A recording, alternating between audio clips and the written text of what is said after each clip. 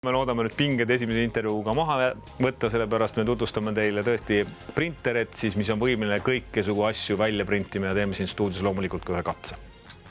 Ahti Põlder Tallinna Tehnikaülikoolist on meil kohal. Tere õhtust ja tere tulemast. Tere. Hakkame aga siis kohe selle 3D printeriga printima, sellepärast tõepoolest me kavatseme tänase saate jooksul printida välja 3Ds ühe asja. Ja me otsustasime, et selleks asjaks saab vile. Jah. Kui suur väljakutse see sellel aparaadil on? No, ütleme, et ei ole väga suur väljakutse, kuna see vile iseenesest on suhteliselt lihtsa konstruktsiooniga. Ja ta vilistab ka, lubate, jah? Ja ta peaks vilistama, jah. No, loodetavasti, kui kõik hakkame siis seda tegema, kuidas see käib siis nüüd? No, kõigepealt ma mainin, eks ju, mul on eeltöödeldud fail siin mälupulga peal.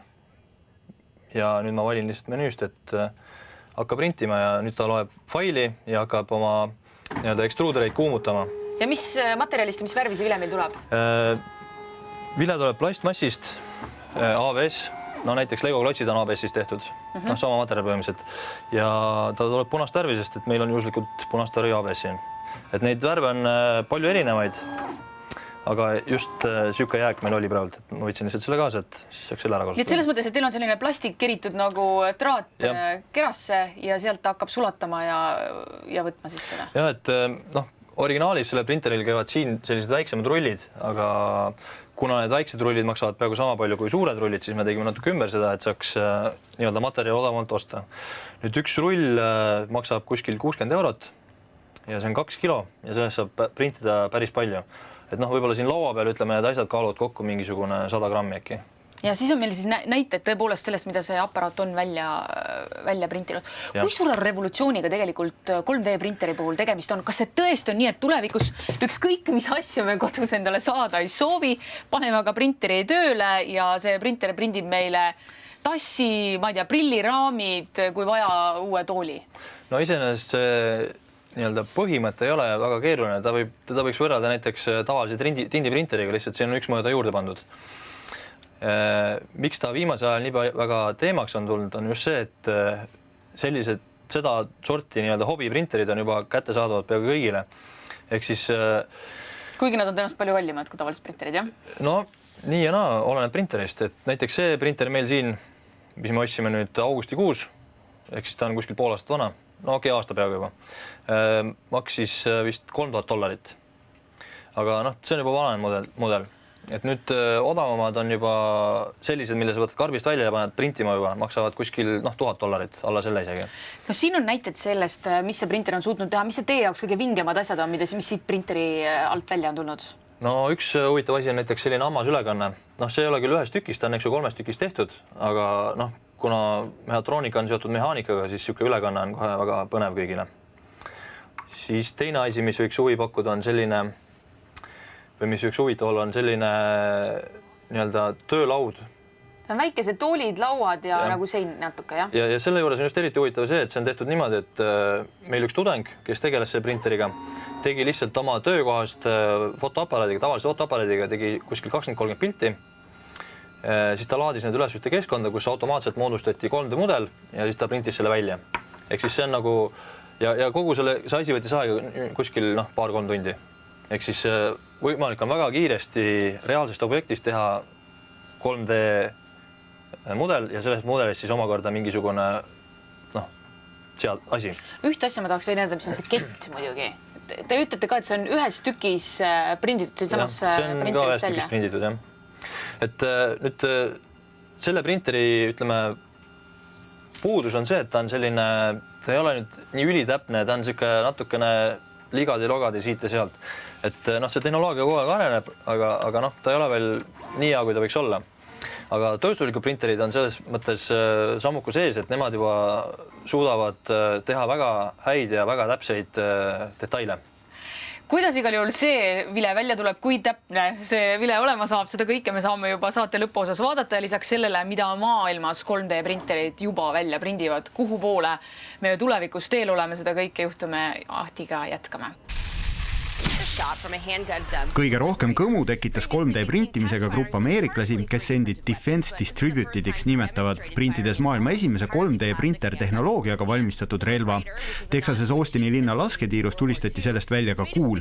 Relv pandi kokku eraldi välja prinditud plastikosadest, metallist oli valmistatud vaid relva lööknõel. Relva kavandid laadis grupp üles internetti ning kõigest paari päevaga oli relva plaan olemas enam kui 100 000 inimesel. 4 aastat tagasi eemaldati inglase Eric Mogari näost tennisepalli suurune kasvaja, mistõttu mehe vasaku näo poolele jäi auk ning ta oli sunnitud sööma ja jooma läbi torude. Selle aasta algul aga suutsid arstid 3D printeriga teha elutruu näoproteesi, mis Ericule paigaldati. Nüüd saab mees taas tavaliselt süüa ja juua. Stratasüssi nimeline ettevõte sai 2011. aastal hakkama ajaloolise teoga, printides oma 3D printerist välja terve suure sõiduauto nimega Urbi. 3D printer kogub populaarsust ka moemaailmas. Lady Gaga kuulsa mullikleidi disainer Michael Schmidt kavandas 3D printimiseks just selle kleidi, mida kandis Ameerika tantsija Dita Von Teese. Continuum Fashion kujundas printimiseks aga bikiinid, mille valmistamiseks kasutati loomupäraselt veekindlat nailon 12 materjali. Lisaks on 3D printertehnoloogias prinditud ka mitmeid disainer Kobe Levi kingi, mis jaemüügis maksavad enam kui $900. No see tegelikult ei ole tulevik, mida me praegu näeme, vaid see tegelikult on tänapäeva reaalsus. Ahti Põlder Tallinna Tehnikaülikoolist on siin saate alguses. Me niisiis 3D printeriga, mis Eestis olemas on, otsustasime printida täna välja vile ja see vile on valmis. Aga enne veel, kui me seda vile vaatame, tahtsin küsida, kas see kõik, mida me praegu nägime, on ka Eestis võimalik teha? Kingi, kleite, autosid? Vot seda ma nüüd ei oska päris adekvaatselt öelda, kuna mul puudub siuke täpne ülevaade sellest, mis nüüd tööstuses toimub, aga ma arvan, et mingil määral kindlasti. Ütleme võib-olla autot päris ei prindita, kuna see nõuab väga suuremõõtlemist printerit või siis mingit spetsiaalset koostamist tehnikat, aga kingad ja sellised asjad, miks mitte? Mis selle asja miinuseks on? See tundub, et see kõik on nii väga lihtne, me saame auto välja printida, mida veel? No mõneks miinuseks võiks tuua näiteks see, et esiteks see printimine võtab aega palju. Et kui ma tahaks nüüd mingit masstootmist teha, siis selle printeriga mul ei ole mõtet teha seda, kuna ajakulu on lihtsalt suur. Kas või see vile, et seda kuskil vormiga pressida või ütleme sekundis seal 10 teha või ütleme minutis 10 teha, aga siin läheb pool tundi ühe tegemiseks.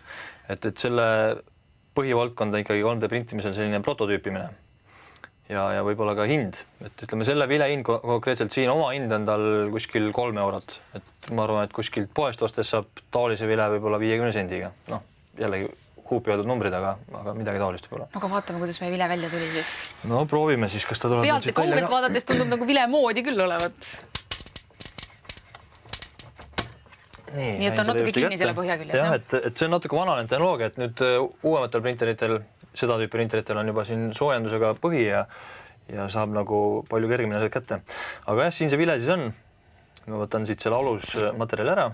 No see on lihtsalt selline põhja silumiseks, et nii-öelda objekt, mida prinditakse, et selle aluspindeks võimalikult sile. Ja siin on siis see vile. No vile, aga kas see vile ka vilistab? Et siin peaks olema... No vilistab. Päris hästi vilistab. Ja lisaks on meil siia sisse tehtud selline väikene kuul või hernes, nagu traditsiooniliselt on see. Aga see praegu seal küll ei liigu igal juhul. Praegu ei liigu jah, aga nüüd ma murtsin lahti selle, nüüd ta võib-olla teeb siis paremat vilet. Ma ei tea muidugi. Natuke vist toon muutus mulle tunne. Toon muutus paremaks, jah? Jah, võib-olla natukene. Igal juhul see krõbiseb siin sees ka ja selliseid, ütleme see vile nüüd, see kvaliteedi mõttes ta nüüd on selline pisut nagu selline, ütleme, akitud ja natuke selline... akitud jah, sest et praegu kiirus ka oluline, et kui nüüd aeglasemad printida ja õhemad kihid panna, siis ta peaks üsna sile lõpuks jääma. Et siin mõni näidis on ka aeglasemad prinditud, et aga ütleme... Pole paha. Käe soimiseks ja tunnetamiseks täiesti piisav. Mis see 3D printerite tulevik tegelikult on? See, mida te kaasa võtsite siit oma ülikoolist ka, tegelikult on asi see juba, mida me näeme, et on prinditud välja sellised asjad, mille sees jooksevad tamiilid. No iseenesest ta ei ole nagu midagi keerulist. See on selline mehhatroonika tudengite siis 3. aasta projekt. Mitte aasta, vaid ütleme 6. semestri, ehk siis enne lõpetamist nad teevad sellise asja. See aasta tegid vähemalt. Et see on nüüd osa sellest, et tegelikult on meil valminud 2 sellist ringkerest ülespoole Humanoidi. Humanoidi, jah. Aga kuna ta on suhteliselt lihtne, siis ta lihtsalt teebki nii, et ta liigutab kätt ja liigutab pead näiteks. No saate te mõne sõrme liikuma panna siin praegu? Ma saan ainult nii palju liigutada, kui ma ise siin seda ajamit liigutan. Ehk siis mina keeran seda ajamit siin, siis näpp liigub. Selles mõttes on ta lihtne, et iga näpu jaoks on üks ajam. Et päris inimesel võib selle korrutada 3-ga. Ja veel siin mõnedeks. No, aga tudengitele õppimiseks ideaalne. Millest tegelikult see tulevik räägib? Et kas see tähendab tegelikult seda, et me saame tulevikus välja printida maju, mille sees tõesti need elektrijuhtmed juba jooksevad, nagu siin sees jooksevad tamiilid, torud. Et kuhu see kõik võib selles mõttes areneda? No see võib areneda igale poole, selles mõttes, et kuhu iganes kellegi fantaasia jõuab, aga tihti on see probleemiks, et kui mingi uus asi tuleb, siis pannakse talle külge palju erinevaid rakendusvaldkondi ja tegelikkuses ta liigub võib-olla mingis väga kitsas piiris. Et samamoodi võib selle tehnoloogia ka mõelda, et maja printimine võib-olla ei ole väga otstarbekas, kuna seal on lihtsam ta näiteks paneelidest kokku panna. Aga mingid siuksed erilahendused, kui on mingi väga keerukas trepp või midagi taolist, et siis võib-olla printimine on mõistlik. Nii et igal juhul tulevikutehnoloogia on see, mis tegelikult Tehnikaülikoolis nii-öelda juba praktilist kasutust leiab. Kuhu see kõik jõudma hakkab, seda me saame siis üheskoos näha. Aitäh, Ahti, täna küll tulemast. Aitäh seda vilet tegemast. Nii siis vilekatse meil igal juhul suurepäraselt õnnestus.